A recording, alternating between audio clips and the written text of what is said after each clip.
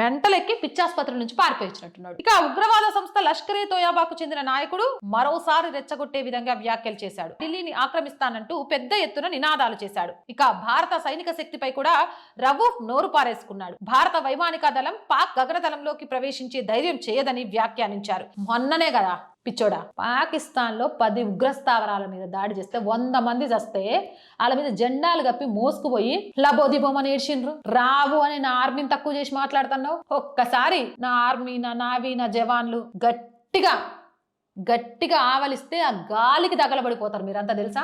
ఇవే ఉల్లు బలుపు మాటలు అంటారు, కళ్ళు మూసుకొని మాట్లాడే మాటలు అంటారు. ఏంది ఢిల్లీని ఆక్రమిస్తావా, అడుగై ముక్కలు నరికేస్తారు. మీ జోలికి వచ్చిన ఎవడైనా ఢిల్లీని ఆక్రమిస్తా, జమ్మూ కాశ్మీర్ రెచ్చగొడతా అంటే ఒకప్పుడు నీకు కొమ్ముగాసే ప్రభుత్వం అనుకున్నావా ఇక్కడ ఉంది.